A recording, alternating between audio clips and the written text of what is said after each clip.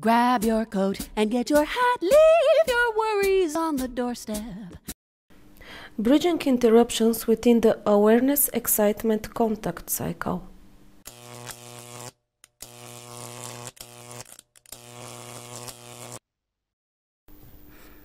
Interruption between withdrawal and sensation. The person may be in a dissociated state. Certain profound disorders may be identified in this way, such as undifferentiated schizophrenic states, in which the person does not appear to be responding to sensory inputs from his body.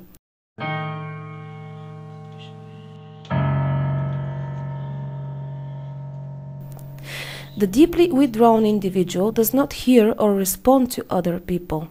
He either chooses not to or cannot take sensorial hints from his body and may consequently overeat, starve, or become inconscient. The bridging between withdrawal and sensation is a slow process. Often such states occur in severely depressed or conversion states.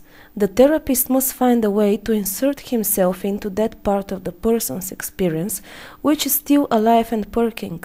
From there, he teaches the client through directing his awareness of the environment, his body, its weight on the chair, its position in space, and movements.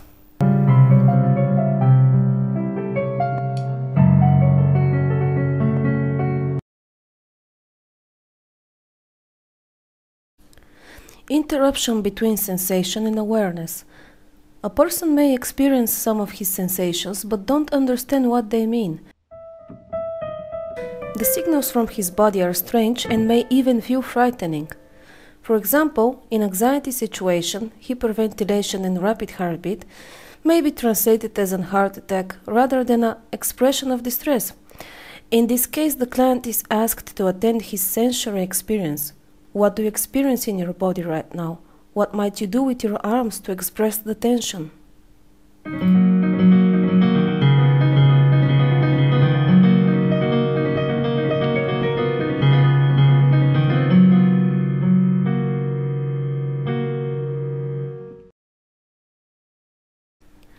Interruption between awareness and mobilization of energy.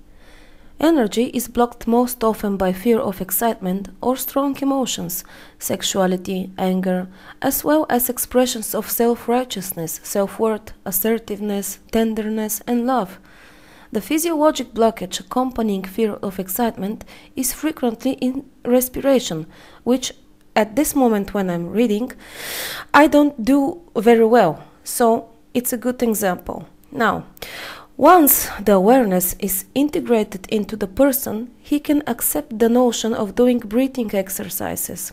In homework assignments, the person may be asked to experiment with contacting his awareness and extending it to concrete physical expression.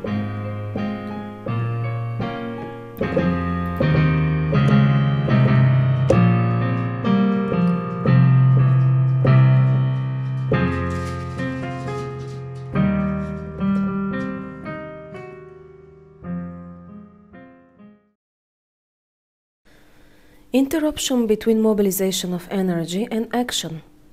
The person is spinning his wheels.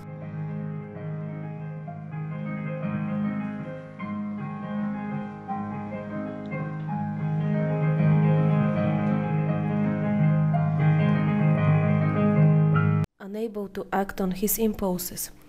He may be mobilized, yet unable to use his energy in the service of activity which gets him what he wants. The chronic unexpressed mobilization may result hyperventilation, hypertension, and chronic muscular tension. The task and goal of the therapist are to allow the patient, if only in the most minute and limited way, to express the energy which he experiences within himself.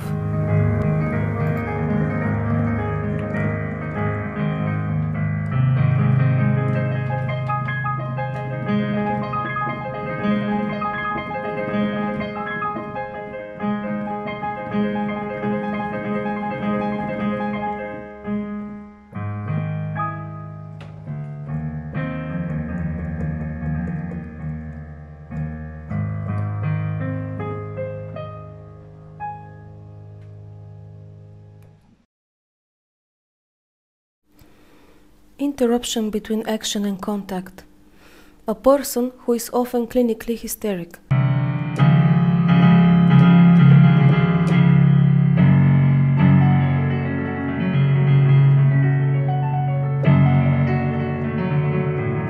He talks a lot, does a lot, but he cannot assimilate his experience.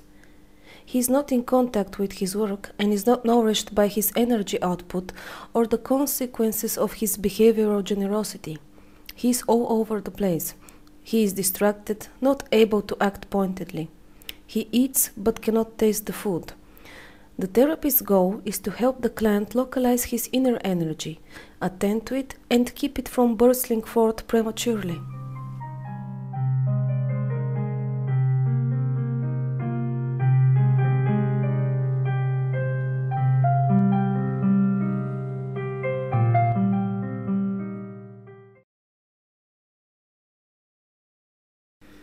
Interruptions between contact and withdrawal, withdrawal and sensation. The person who interrupts contact and withdrawal is not able to let go at the height of culmination of his experience. If he is holding another person's hand, he may not sense the other's need to let go of his clasp. He may approach the other person too closely.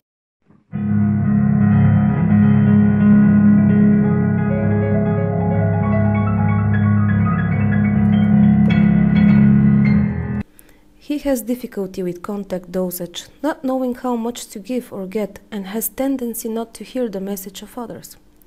He may overwork because he has interrupted his own sense of well-being, or if he is stuck between withdrawal and sensation, he has difficulties getting back into alertness and action.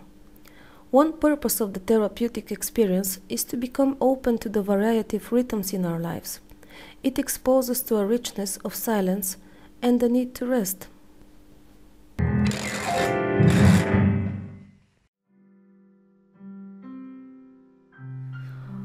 Our lives are really like a piece of music, a symphony. For each part there is a moment and a certain way of performance, and no moment can be played twice in the same way.